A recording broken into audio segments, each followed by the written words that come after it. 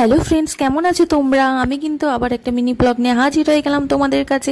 আজকে আমি কলকাতায় দিই ভাইয়ের বাড়িতে আছি, আর ওর এই এত সুন্দর মন্দির থেকে স্টার্ট করলাম। আর এই সিনটা দেখো, ওর ঘরের জানালা দিয়ে ব্যালকনির থেকে এত সুন্দর লাগে। কোথায় যাচ্ছ বলো? সমুদ্রে। বকখালি নবর পোজ তোমার নাম আবার কিরকম দিয়েছে। আর তোমরা আমার সোনা বুড়োর মুখে শুনেই নিলে আমরা কোথায় যাচ্ছি। তো হ্যাঁ, আজকে আমরা সবাই মিলে বেড়াতে বকখালি যাচ্ছি। তো আমরা যাওয়ার জন্য রওনা দিয়ে দিয়েছি। তো দারুণ দারুণ দারুণ এনজয় করব আজকে সবাই মিলে। এত বছর পর আর কি ঘুরতে বেরিয়েছি, তো দারুণ হবে। তো ব্লগটা শেয়ার করছি। এবার আমরা রাস্তায় যাওয়ার সময় হচ্ছে একটা জায়গায় দাঁড়িয়েছিলাম, ব্রেকফাস্ট করে নিলাম, একদম গরম গরম ম্যাগি, দারুণ টেস্টি ছিল খেতে। তো এবারে অনেকটা পথ, দি ভাইয়ের বাড়ির থেকে প্রায় 3 ঘন্টা মতো লাগে বকখালি। তো সেখানে আমরা হচ্ছে গিয়ে আজকে প্রচুর এনজয় করব। তো দেখতে থাকো, আমার সাথে থাকো, এই ব্লগটা সম্পূর্ণ দেখো কিন্তু। তো খুব হাসি ঠাট্টা মজা, এত বছর পর মানে কি বলবো, আমরা হচ্ছে এতজন মানে সবাই একসঙ্গে হয়েছি। তো বকখালি কিন্তু আমরা পৌঁছে গেছি, আর প্রচণ্ড গরম ছিল, মানে কি বলবো।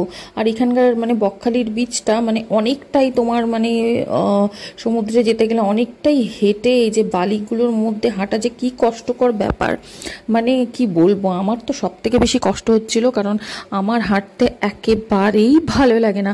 আমাকে নিয়েই সবাই হাসাহাসি করছিল, বলছিল মানে এটা ওটাই আর কি মজা। তো খুব এনজয় করেছি কিন্তু আজকের দিনটা। আর আমার সোনা বুড়ো মানে আমার দি ভাইয়ের একমাত্র ছেলে, এই যে আমি ওকে আদর করে সোনা বুড়ো বলি। তো মানে এত কিউট, এত সুন্দর ওর কথাগুলো না, তোমরা মানে নিজের কানে না শুনলে বিশ্বাস করতে পারবে না, মানে দারুণ দারুণ।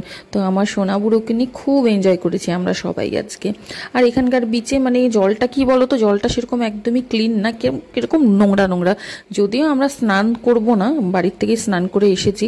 আর এখানে একটা জেলিফিশ ছিল জানো তো, মরে গেছে হয়তো জেলিফিশটা, তো সেটাই হচ্ছে একটু ভিডিও করে নিলাম। আর খুব এনজয় করেছি, একটু পাটা ভেজালাম সমুদ্রের জলে। তো ঠান্ডা ঠান্ডা মানে বেশ ভালো লাগছিল পাটা ভেজাতে, কিন্তু স্নান করার মতন আমার মনে হয় না এই বিচটা। তো যাই হোক, প্রচুর এনজয় করেছি। আর দেখো দিদি ভাই এইদিকে হচ্ছে নাম লিখছে, ওর ছেলের নাম ভালো নাম হচ্ছে জয় মাল্য, আর দিদি ভাইয়ের নামও জয়শ্রী। তো জয় লিখে দিল কত সুন্দর করে। এবার এখানে ডাব বিক্রি হচ্ছিল, আমরা ডাবও খেলাম।